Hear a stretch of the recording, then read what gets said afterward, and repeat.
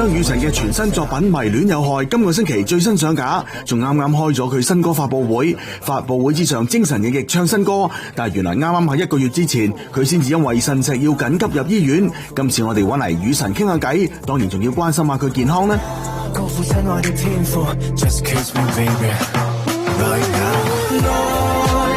今日節目嘅嘉賓咧，最近聽佢嘅宣傳聲音咧，都聽到好行噶啦。咁啊，就係咧嚟緊9月咧，會嚟到即係加拿大咧，同大家一齊過中秋嘅，係明月星辰賀中秋嘅主角張雨晨。Hello， 雨晨你好。Hi， 大家好。Hello， 喂，雨晨真係要即係問候下你先，要關心你身體。而家 OK 啦嘛？而家係咪好翻晒啦？係嘛？完全好翻晒啦，多謝關心。係，我覺得個康復係好快嘅。係啊，康復好快嘅，所以都即係幾日後就已經唔痛，跟住就係醫生就係叮囑要飲多啲水啦。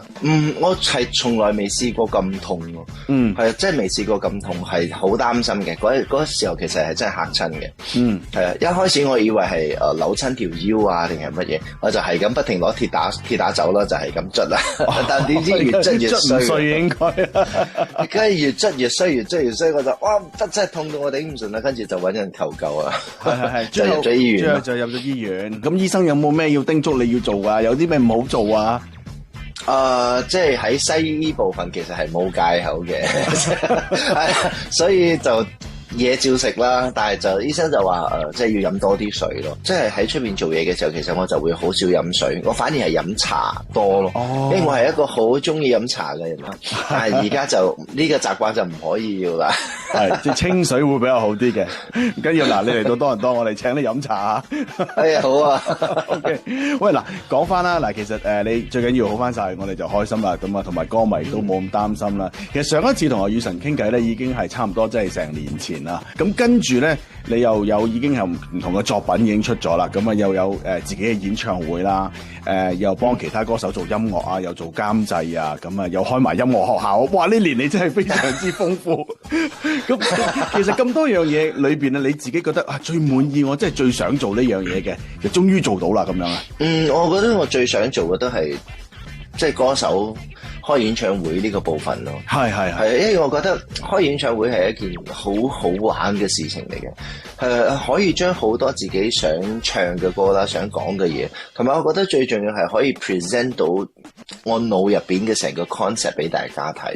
咁大家會更加認識我係一個點嘅人咯。係啊。咁其實啱啱即係喺10個月裏邊就做咗3場嘅演唱會。即係亦都係你自己個人嘅紀錄嚟嘅，有冇咩同大家可以分享下？有啲好難忘或者好大嘅挑戰喺裏邊咧？我覺得首先即係要一定要先多謝所有歌迷，因為有大家嘅支持，先至有機會可以開到3場 show 啦。最難忘應該係練舞嘅部分咯，跳舞嘅部分，因為我自己好中意跳舞，但係咪真係咁叻咧？唔係嘅，唔係大家都睇到你好盡力嘅，OK 嘅，跳得唔錯噶。係啊，即係唔係咁叻跳嘅，即係需要有老師去指導。咁但係每一次做完一場 show， 我一定會睇晒成場 show 嘅 video，因為我要知道自己邊度做得唔夠好。跳舞嘅部分，我希望即係可以俾大家睇到嘅就係佢唔係好叻跳，但係佢係識跳舞。就係唔好睇到就係即係出嚟嘅時候動作好奇怪啊定係點。所以反而我覺得喺準備即係準備緊第2場即係跨年演唱會嗰一次，其實我覺得嗰一 round 係我即係壓力最大嘅，即係嗰個場都大啦。咁加上成場 show 咧又要成3個鐘咯，同埋我哋係幾乎係60%嘅快歌，但係我哋嘅準備時間其實係唔充足嘅，即係對我嚟講壓力好大咯。當中有冇啲嘢好感動到你自己㗎？有冇啲洋蔥位啊？我覺得成場 show 其實我係壓住自己唔好俾自己去喊嘅，但係都係失敗。出嚟嘅時候，其實嗰一刻係好感動，尤其是佢個 screen 咧個屏幕一打開，咁我升上嚟睇到咁多人喺台下，其實嗰一刻係好感動，好感動。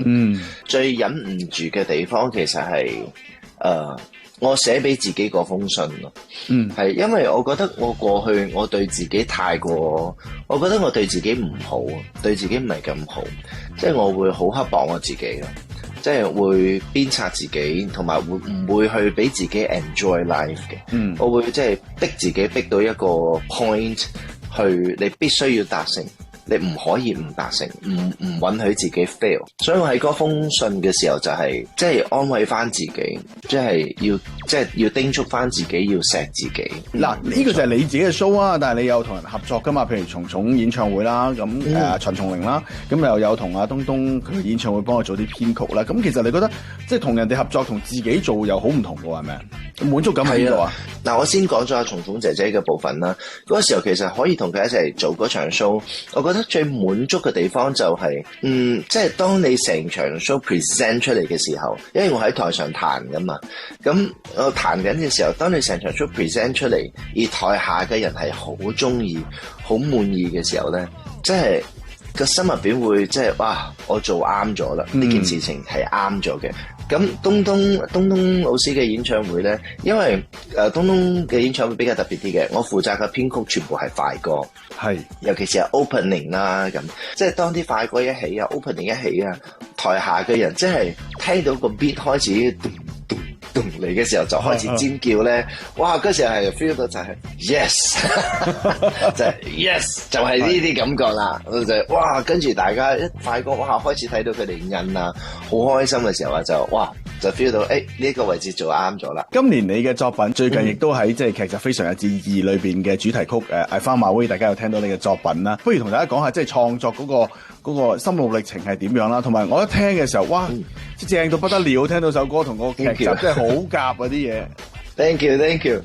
其實當我接到呢一個即係通知，我有機會可以寫呢隻歌嘅時候，其實我係好開心，因為由細到大即係睇住港劇長大，我都好希望有一首即係屬於自己嘅作品係即係可以喺個劇度出現。咁所以當接到呢個 job 嘅時候，我就哇就開始同導演開始同即係製作組啦，佢哋去傾，即係希望係乜嘢感覺嘅。咁佢就話，因為佢係一部好勵志嘅片啦，好勵志嘅劇。咁我嗰時候一寫，其實係寫咗好多首，去交俾佢哋去揀啦。咁到最後佢哋揀咗 I Found My Way。咁其實我當下我寫緊呢首歌嘅時候，其實我係喺度諗緊有啲乜嘢嘢係可以有，即係我自己經歷過啲乜嘢嘢係令我好有動力，令我好有 energy， 即係覺得哇係一個 brand new start 嘅呢個感覺咧。其實我覺得就係所有 fans 所俾到我嘅力量，所以我就將呢個感覺寫咗入去首歌度。所以當大家即係呢首歌我覺得已經唔係單單 for 呢一個劇，其實都係一首我送俾所有支持我嘅人。因為有你哋嘅支持，我係揾到我自己應該行條路，同埋我覺得即係行呢條路幾咁辛苦，但係完全值得。溫馨的感覺，全日隨時預備，以更多熱。呢個中秋，我會為多倫多嘅加拿大中文電台演出啊！日子係9月14號，當晚我梗係會唱好多好歌啦，又有好多好嘢食，又有靚歌聽。橫跨3地，我會為新時代傳媒集團嘅聽眾唱歌演出。呢個中秋，我會去到溫哥華、多倫多同卡加利，到時見你。